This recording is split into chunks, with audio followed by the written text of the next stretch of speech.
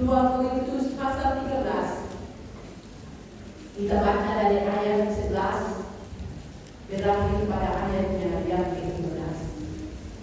Sekali lagi 2 Korintus pasal 13. Kita baca dari ayat 11 berakhir pada ayatnya yang ke-15. Tetapi mendahulunya, mari kita berdoa mohon tuntunan kuasa Roh Kudus atas pemberkatan. Mari kita berdoa. Ya Allah, ya Tuhan kami, di pagi hari ini Tuhan kita sekaligus ibadah syukuran ke-53 Oasis GPM dan Barat. Kami rindu untuk membaca Alkitab yang berisikan kebenaran firman. Kami mohon kepada curahkanlah kuasa Roh Kudus atas kami, agar firman yang sebentar kami baca dan dengar bisa menambah iman percaya kami kepada Tuhan, bisa menjadi bekal rohani sungguh dan terang di dalam perjalanan hidup kami pada melintasi dunia yang penuh dengan tantangan. Bersabdalah bagi kami saat ini Tuhan, karena kami anak-anak telah siap untuk membaca dan mendengar apa kata firman. Di dalam nama Yesus firman yang hidup kami berdoa. Amin.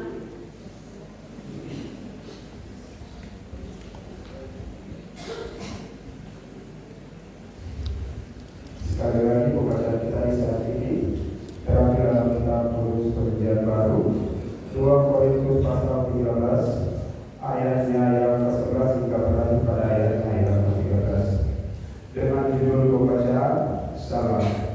Akhirnya saudara-saudaraku, bersukacitalah, usahakanlah dirimu supaya sempurna, terimalah segala nasihatku, sehati sepikirlah kamu, dan hiduplah dalam damai sejahtera, maka Allah sumber kasih dan damai sejahtera akan menyertai kamu. Berilah salam seorang kepada yang lain dengan ciuman yang kudus. Salam dari semua orang kudus kepada kamu. Kasih karunia Tuhan Yesus Kristus dan kasih Allah dan persekutuan Roh Kudus menyertai kamu sekalian. Kata Tuhan ini pada siapa yang bertelinga dapat ia mendengar serta melepas dalam kehidupannya dari hari ke hari. Amin.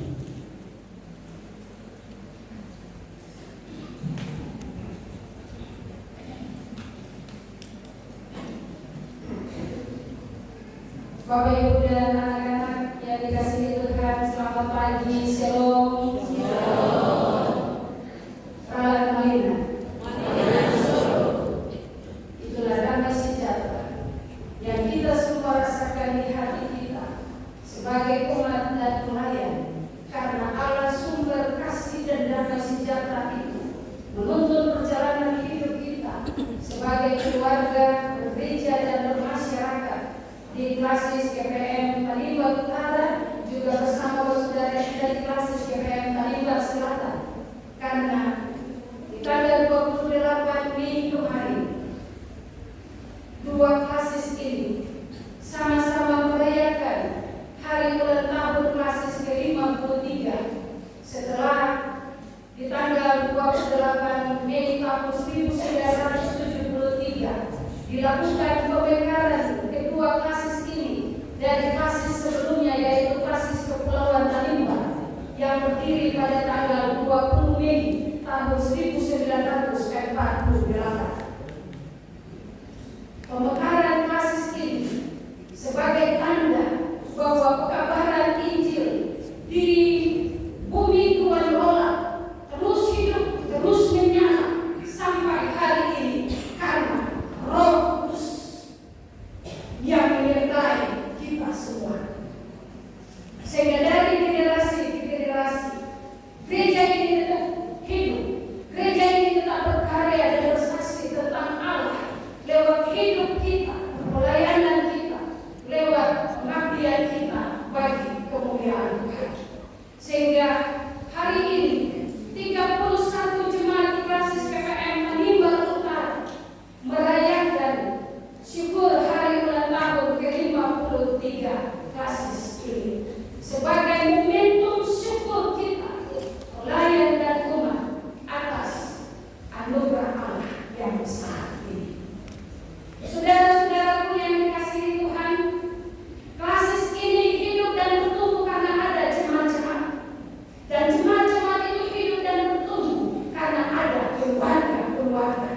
dan keluarga-keluarga kita.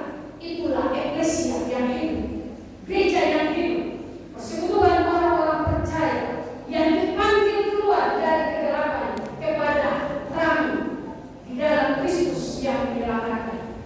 Gereja yang hidup adalah Beta dan Bapak Ibu yang ada sampai detik ini.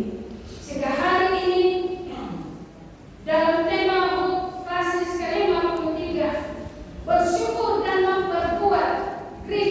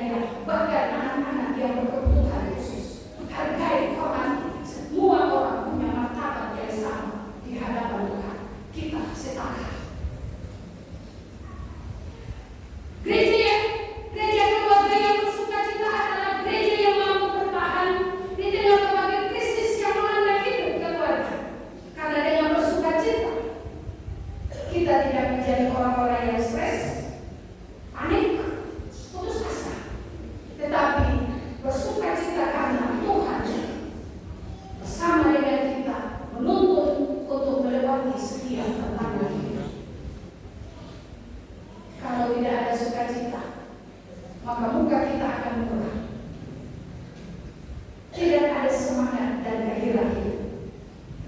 Tetapi sukacita yang lahir dari hati karena dituntun oleh Roh Allah untuk kita mampu bertahan dengan berbagai tantangan dan kemudian. Yang kedua adalah nasihat Paulus, usahakanlah dirimu sempurna. Kalimat ini mengandung arti dan makna memperbaiki, memulihkan, melengkapi, menyempurnakan, menata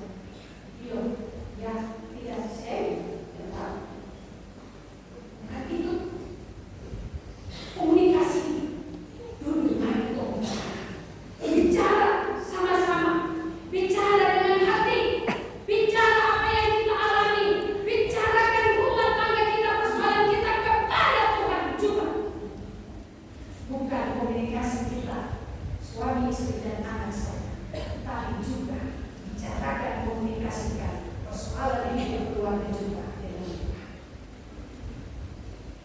Keluarga-keluarga kita membutuhkan sentuhan, komunikasi langsung, cinta kasih, saling mendengar.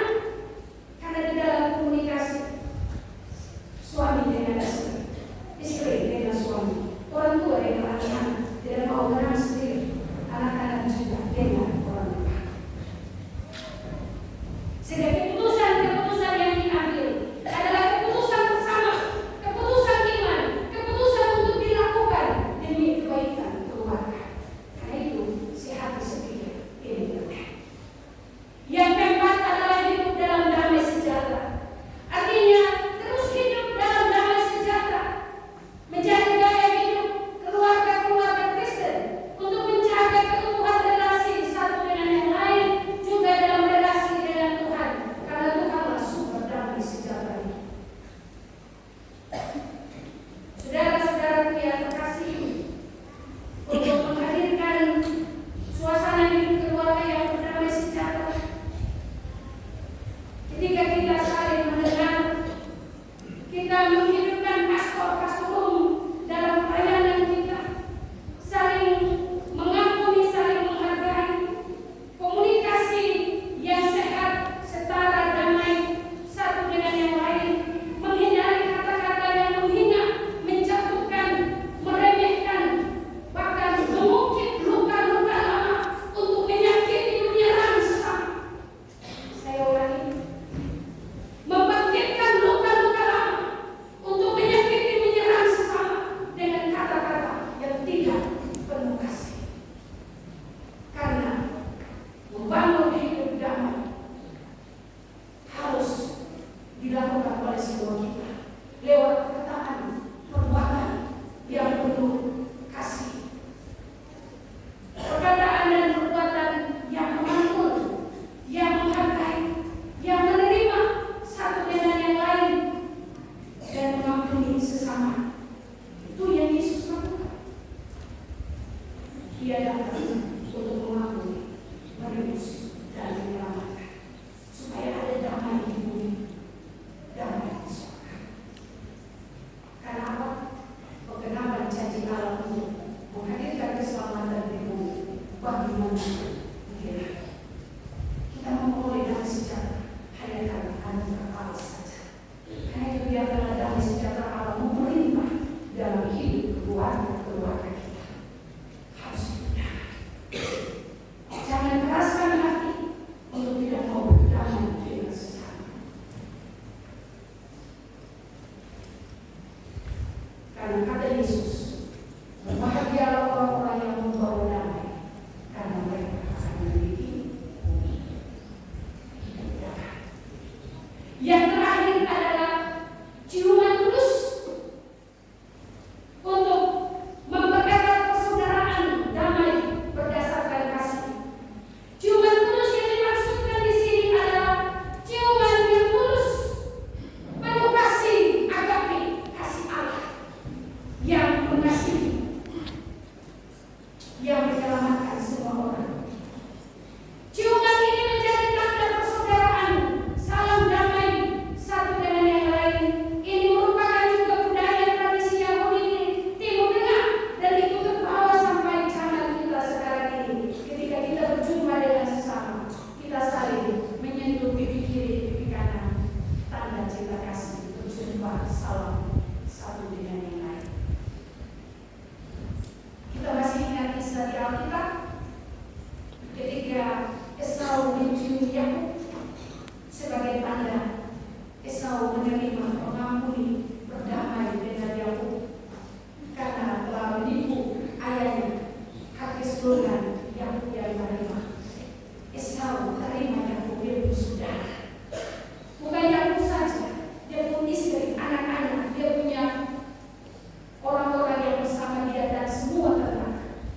Berdamai, hidup kembali damai. Kisah di mana seorang ayah mencium anaknya yang hilang telah kembali lagi.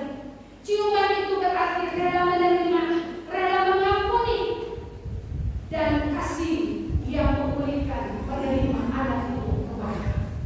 Artinya Bapak Ibu, kita mencium, menyentuh suami kita, istri kita, anak-anak kita dalam kehangatan kasih. Artinya kita menerima dia, kita mengasihi dia, kita menjaga kehangatan ini tetap terjaga. Bukan saja dalam ciuman, tetapi juga dalam pelukan, dalam sentuhan pelayan. Itu tanda cinta, tanda keharmonisan hidup terjaga. Kehangatan itu tidak hanya sesuatu yang diidealkan saja, dipikirkan saja, tetapi nampak dalam perbuatan. Bapak Ibu coba lihat dalam hidup kalian. Kalau suami kita emosinya tinggi, marahnya meledak, istri pegang tangan suami saja, atau peluk dari atas punggungnya, atau peluk suami, maka emosinya, marah, panas hatinya akan meledak. Suami api, orang perempuan jadi air, kas lombok, kas dingin. Artinya kekuatan